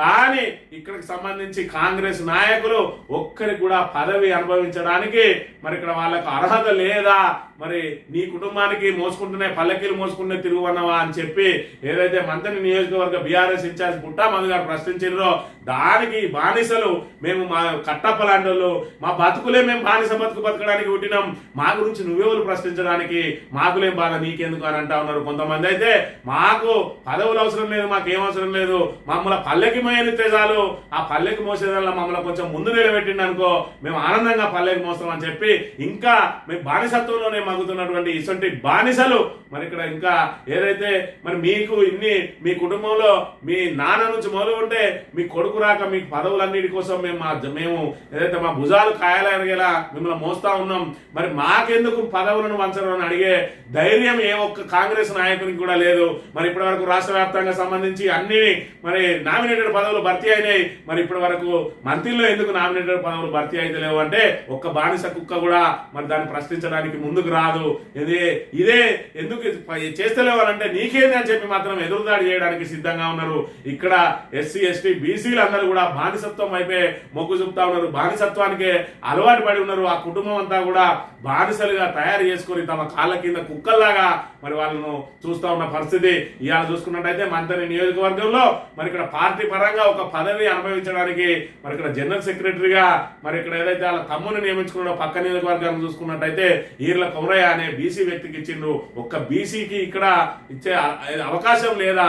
నీ కుటుంబానికి సంబంధించి నీ తండ్రి 3 సార్లు చేస్తాడు, నువ్వు 5 సార్లు చేస్తావు, 6 సార్లు పోటీ చేస్తావు, 5 సార్లు గెలుస్తావు. మరి ఇక్కడ తర్వాత నీ తమ్మునికి తప్ప ఇక్కడ మంత్రి నియోజకవర్గంలో ఏ ఒక్కరికి కూడా మరి ఇక్కడ పార్టీ పరంగా పదవి చేసే మరి ఇక్కడ అర్హత లేదా, లేదంటే వాళ్లకు దానికి సంబంధించి మరి అవకాశం ఇవ్వడానికి ఎందుకు నీ కుటుంబం ముందుకు రావడం లేదు అని అంటే ఈ బానిసలే ముందు మరుగుతారు. మరి వాళ్ళని మాట్లాడినరా అయ్యా, అసలు వాళ్ళ సమాధానం ఏందో చెప్పనీయండి.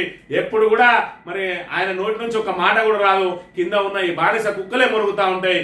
మీకోసం ఇవాళ పుట్టమద అనే వ్యక్తి కనుక లేకపోతే ఇవాళ మీకు విలువే లేదు అనే విషయాన్ని కూడా గమనించాలి. ఎందుకంటే వాళ్ళకు పుట్టమద లేకపోతే మంత్రిలో ఎదురే లేదు, మంత్రిలో ఎదురే లేకపోతే మీకు కనీసం ఆ పదవులు కూడా ఉన్నాయి. మరి ఇవాళ రేపు నామినేటెడ్ పదవులు మరి ఇస్తాడు అని అంటే అది కూడా ఇక్కడ పుట్టమది ప్రశ్నించింది కాబట్టి ఇస్తాడు. ఇంకా కూడా పదవులు లేకుండా మిమ్మల్ని అనగదొక్కుంటా మరి ఇట్లా ఈ విధంగా మరి పరిపాలన చేస్తూ ఉంటే ఇంకా సిగ్గు లేకుండా వంతపాడు కనీసం మాకు నీ కుటుంబానికి ఇన్ని పదవులు ఎందుకు, మాకెందుకు పదవులు రాదని అడిగే ఒక్క మొగోడు కాంగ్రెస్ లో లేడనే విషయాన్ని ఇక్కడ మనం గమనించాలి. మంత్రిలో మరింత ఉధృతంగా దాడులు. ఇజ్రాయెల్ నిఘా సంస్థ మెస్సార్ కార్యాలయంపై ఇరాన్ దాడులు. ఇజ్రాయెల్ దాడుల్లో ఇరాక్ సీనియర్ మిలిటరీ కమాండెంట్ షాద్మాని అంతం. భీకరంగా కొనసాగుతున్న పరస్పర దాడులు. టెహ్రాన్ తక్షణమే కాల్ చేయండి. ఇరాన్ ప్రజలకు ట్రంప్ సూచన. G7 సదస్సు నుంచి అర్థంతరంగా స్వదేశానికి ఇరాన్ అణ్వాయుధ ఆలోచన వదులుకుంటేనే యుద్ధం ఆగుతుందని స్పష్టీకరణ. ఖమేని జాడ తెలుసు, ఇప్పుడే చంపం, బంకర్ బస్టర్ బాంబు ఇవన్నీ అంటూ మరి ఇక్కడ ఇజ్రాయెల్ ఇరాన్ మీద మరి ముప్పేట దాడి చేస్తా ఉన్నది. ఇరాన్ కూడా మొన్న చేసిన ఏదైతే ఇజ్రాయెల్ మీద చేసిన దాడిని మరి ఇక్కడ ప్రతిష్టాత్మకంగా తీసుకున్నది. దాంతో అమెరికా సాయం తీసుకున్నది. మరి ఇక్కడ అణ్వాయుధాలు వీడండి అని చెప్పి ఇరాన్ ను మరి ఇక్కడ అమెరికా బెదిరిస్తా ఉన్నది. మొత్తానికైతే అమెరికా ఇరాన్ లో ఉన్నటువంటి ఏదైతే ఆయిల్ నిల్వలు ఏవైతే ఉన్నాయో వాటిని హస్తగతం చేసుకోవడానికి ఇజ్రాయెల్ ద్వారా ఇరాన్ ను మరి లొంగ తీసుకునే ప్రయత్నం చేస్తా ఉన్నది. ప్రత్యక్షంగా మరి ఇరాన్ మీద యుద్ధానికి కూడా మరి ఇక్కడ ఊవిలుడుతున్న పరిస్థితిని కూడా మనం ఇక్కడ ప్రధానంగా గమనించాలి. తల్లిదండ్రులంతా వరకు ఆస్తుల వాటాలు కోరకుండా చేయాలి. హైకోర్టుకు అధికారం ఉంటే ఆస్తి వివాహ వివాదాల్లో ఆస్తులన్నింటినీ కోర్టు కస్టడీకి తీసుకునే వాళ్ళు ఆర్థికంగా ఉన్న వాటా కోసం పట్టుబడుతున్నారు. తోబుట్టువుల ఆస్తి వివాదాల కేసులో జస్టిస్ బి విజయసేన్ రెడ్డి వ్యాఖ్య. 44 గజాల స్థలం కోసం చార్టెడ్ అకౌంటెంట్ పట్టుబట్టడంపై విస్మయం. అహంకారం వీడితే కుటుంబంలోనే సమస్యల పరిష్కారం అని చెప్పి తల్లిదండ్రులు ఉన్నంత వరకు కూడా ఆస్తిలో మరి ఇక్కడ వాటాలు కోరకుండా పిల్లలు ఏవైతున్నారో వాళ్ళు వాటాలు కోరకుండా మాకే అధికారం ఉంటే అదంతా కూడా కోర్టు కస్టడీకి తీసుకునే వాళ్ళం. ఇప్పటికైనా కుటుంబాలు మరి ఇక్కడ ఏదైతే వాళ్ళకి సంబంధించిన మరి హక్కుల కోసం కాకుండా కుటుంబంలో అందరూ కలిసి మరి ఇక్కడ ఏదైతే సమస్యల పరిష్కారం ప్రయత్నం చేయాలి. మరి ఇక్కడ చార్టెడ్ అకౌంటెంట్ అంటే మరి బ్రహ్మాండమైన ఆదాయం కలిగిన వ్యక్తి. అలాంటి వ్యక్తి 44 గజాల స్థలం కోసం చేస్తా ఉన్నాడంటే ఇక్కడ ఏదైతే వాళ్ళ ఈగో ఫీలింగ్స్ కోసమే పోతా ఉన్నారు తప్ప మరి ఇక్కడ కుటుంబంలో వాళ్ళ మధ్యలో ఏదైతే మరి రాజీ పడే మార్గాలు ఉంటలేవు. ఇది పద్ధతి కాదు అని చెప్పి నిన్న రోజున హైకోర్టు హెచ్చరించిన పరిస్థితిని కూడా మనం చూడవచ్చు. ఈ ఆంధ్రజ్యోతి విషయానికి వస్తే సరిహద్దులు దాటిన ఫోన్ ట్యాపింగ్ సరిహద్దులు దాటిందో మరి మీ ఏదైతే ఇంకా మీ తప్పులను కప్పిపుచ్చుకోవడం కోసం ఇంకా ఫోన్ ట్యాపింగ్ల పేరుతోటి కాళేశ్వరం కమిషన్ పేరుతోటి అదేవిధంగా ఏసీబీ కేసుల పేరుతోటి కాలయాపన చేసుకుంటూ 2 సంవత్సరాల సమయాన్ని మరి ఇక్కడ ఏదైతే మీరు పరిపాలన గాలిలో పెట్టుకోవడానికి కానీ ఇప్పుడు ఏదైతే తెలంగాణ ఆదాయాన్ని పెంచడానికి కానీ మరి ఏదైతే కుదేలైనటువంటి రియల్ ఎస్టేట్ రంగాన్ని ఏ విధంగా మనం దాన్ని గాడిలో పెట్టాలనే ప్రయత్నాలు ఏమీ చేయకుండా ఇంకా ఆరోపణలు అని చెప్పి ఆరోపణలు చేస్తూ మరి ఇంకా పబ్బం గడుపుతా ఉన్నారు. ప్రజలు ఇంకా కూడా మీలాంటి ఈ ఆరోపణలతోటి ఇంకా టైంపాస్ చేయడానికి సిద్ధంగా లేరు. ఓట్లు ఎప్పుడు వచ్చినా మీకు బుద్ధి చెప్పడానికి సిద్ధంగా ఉన్నారు. రాబోయే స్థానిక సంస్థల ఎన్నికలలో తెలుస్తుంది మీ గుట్టంతా బయటపడదా అనే విషయాన్ని మనం ఇక్కడ గమనించాలి. యుద్ధంలోకి అమెరికా ఎంటర్ అవుతుంది. ప్రధానంగా దాని ఉద్దేశమే ఖచ్చితంగా యుద్ధంలో మనం ఇన్వాల్వ్ కావాలి. ఇరాన్ లో ఉన్నటువంటి ఆయుధ నిల్వలను తమ కంట్రోల్ తెచ్చుకోవాలనేదే అమెరికా పంతం అనే విషయాన్ని మనం ఇక్కడ గమనించాలి. గో సంరక్షణకు ఎంత ఖర్చైనా వెనుకాడం. గోవుల సంరక్షణపై సమగ్ర విధానం రూపొందిస్తామట. మరి ఇక్కడ ఎంత ఖర్చు అయినా ఏమో కానీ మరి ఇక్కడ వెములవాడలో రోజు యావరేజ్ గా రోజుకు 2-3 చొప్పున చచ్చిపోతా ఉన్నా కూడా వాటికి సంబంధించిన సౌకర్యాలు కల్పించడానికి ఇక్కడ ప్రభుత్వం ఏదైతే చేతులు కాలినాక ఆకులు పట్టుకునే ప్రయత్నం చేస్తా ఉన్నది కానీ ముందస్తు సౌకర్యాల కల్పనలో మాత్రం ఇక్కడ విఫలం అవుతున్నదనే విషయాన్ని మనం ఇక్కడ ప్రధానంగా గమనించాలి.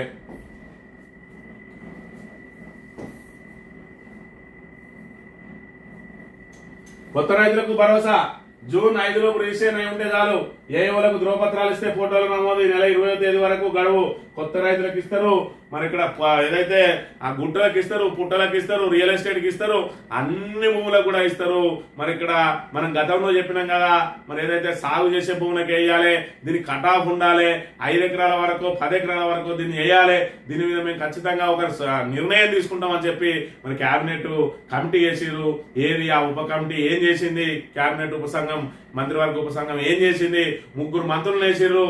మరి ఇక్కడ ఏదైతే మరి దిట్టు ఉన్నటువంటి మంత్రులు మరి దీని మీద ఏదైతే మంచి అనుభవం గల మంత్రులు మరి ఏం తేల్చిర్రు అని అంటే ఏం తేల్చలేదు. రైతు భరోసాలో ఏలు పెట్టి ఉంటే మళ్ళీ బొంద పెడతారు.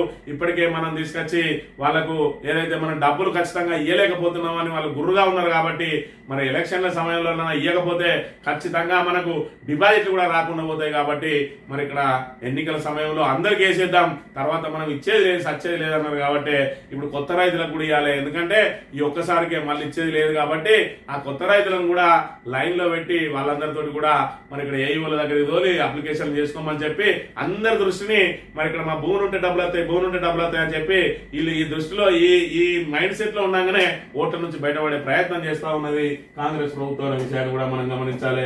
ఈనాడు విషయానికి వస్తే బాంబుల వర్షం, ఇరాన్ పై విరుచుకుపడ్డ ఇజ్రాయెల్ కమేనీ సన్నిహిత సలహాదారు మృతి అట. మరి ఇక్కడ ఏదైతే ఇరాన్ అధ్యక్షుడిని టార్గెట్ గా మరి ఇక్కడ అమెరికా ఇజ్రాయెల్ దాడులకు పాల్పడుతున్న పరిస్థితిని మనం ఇక్కడ గమనించాలి. బనకచెర్లపై చర్చిద్దాం రండి. అన్ని పార్టీలను కలుపుకొని ప్రభుత్వ కార్యాచరణ నేడు అఖిలపక్ష ఎంపీలకు మంత్రి ఉత్తమ్ ప్రజెంటేషన్. అఖిలపక్ష ఎంపీలు ఎవరెవరు ఉన్నారు? అఖిలపక్ష ఎంపీలు 8 మీరు 8 వాళ్ళు. మరి ఇక్కడ మీ ఏదైతే మిత్రపక్షంగా కొనసాగుతా ఉన్నదో ఎంఐఎం 1. ఇక్కడ చూసుకున్నట్లయితే బనకచెర్లకు మద్దతు ఇచ్చేదే అక్కడ కేంద్రంలో మరి ఇక్కడ బీజేపీ కాబట్టి ఇవాళ ఏదైతే మనకి ఇక్కడికి సంబంధించి మరి ఇక్కడ తెలంగాణకు సంబంధించిన ఎంపీలు ఎవరన్నా బీజేపీ ఎంపీలు నోరు తెరిచే అవకాశం ఉన్నదా? మీ కాంగ్రెస్ ఎంపీలకు మరి ఇక్కడ దాని మీద మాట్లాడడానికి కొంచెం అవగాహన ఉన్నదా? మరి ఇక్కడ మొత్తానికైతే ఈ కాంగ్రెస్ బీజేపీలకు అసలు తెలంగాణ ప్రాంత ప్రయోజనాల మీద చిత్తశుద్ధి ఉన్నదా అనే విషయాన్ని మనం ఇక్కడ గమనించాలి. మరి ఇక్కడ అఖిలపక్ష ఎంపీలట ఉన్నాయి 2 పార్టీలు. ఆ 2 పార్టీలలో ఒక పార్టీ అన్యాయం చేయడానికి కేంద్రంలో ప్రయత్నం చేస్తా ఉంటే మరోవైపు మీరు ఏదైతే కాళేశ్వరాన్ని ఎండబెట్టి ఇలా ఆ వృధా జలాలుగా ఏదైతే మన వాటా జలాలను వృధా జలాలుగా చూపించి వాళ్ళు బనకచెర్లను నిర్మించుకోవడానికి ప్రధాన కారణమే మీ ఏదైతే మీ వైఫల్యాలు.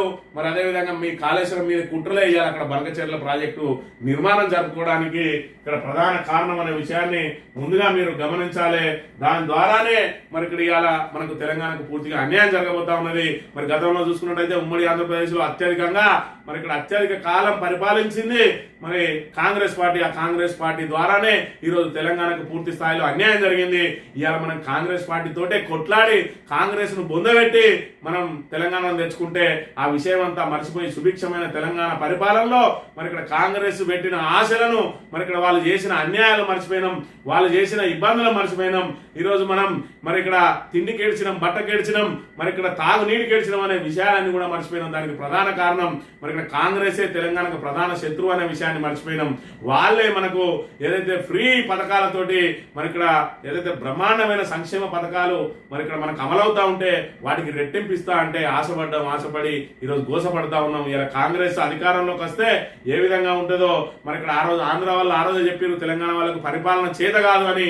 మరి అక్కడ కేసీఆర్ స్థానంలో కనుక ఆ రోజే కాంగ్రెస్ వచ్చి ఉంటే ఖచ్చితంగా ఆంధ్ర వాళ్ళు చెప్పింది నిజమయ్యేది. ఇప్పటికే తెలంగాణ ఆంధ్రప్రదేశ్ లో విలీనమయ్యేది. ఆ రోజు కేసీఆర్ లాంటి పటిష్టమైన నాయకుడు 10 సంవత్సరాల పాటు పరిపాలన చేసింది కాబట్టి ఇలా అసమర్థ ప్రభుత్వం వచ్చినా కూడా ఇంకా నిలబడి ఉన్నది తెలంగాణ.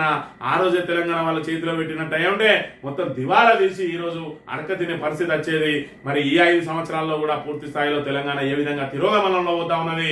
మరి ఇక్కడ మన తెలంగాణ ప్రజల తక్షణ కర్తవ్యం ఏంటిదనే విషయాన్ని మనం గమనించాలి. ఎలక్షన్ ఎప్పుడు వచ్చినా కూడా కాంగ్రెస్ ను బొందబెట్టడమే లక్ష్యంగా ముందుకు సాగాలి, లేకపోతే తెలంగాణ సర్వనాశనం అవుతుందనే విషయాన్ని ప్రతి వ్యక్తి గుర్తు చేసుకోవాలి. రైతులైతేంది, అదేవిధంగా విద్యార్థులైతేంది, ఉద్యోగులైతేంది, నిరుద్యోగులైతేంది, మహిళలైతేంది, వృద్ధులైతేంది, మరి అన్ని రకాల ఆటో డ్రైవర్లు అయితేనే మరి ఇక్కడ ఎవరైనా కూడా అందరూ గుర్తుపెట్టుకొని అందరి లక్ష్యం ఒకటే కావాలి, తెలంగాణకు శ్రీరామ రక్ష. ఖచ్చితంగా తెలంగాణ కోసం పోరాటం చేసి సాధించుకున్న మరి ఇక్కడ కేసీఆర్ సారథ్యంలోని బీఆర్ఎస్ అనే విషయాన్ని గుర్తుంచుకొని ఎన్నికలు ఏదొచ్చినా కూడా ఖచ్చితంగా మరి ఇక్కడ బీఆర్ఎస్ ని గెలిపించుకుంటూనే తెలంగాణ మన ప్రయోజనాలు కాపాడబడతాయని మీరందరూ గమనించాలని కోరుతూ ఇది ఈ రోజు మార్నింగ్ న్యూస్. రేపు వెళ్తాం. Thank you very much.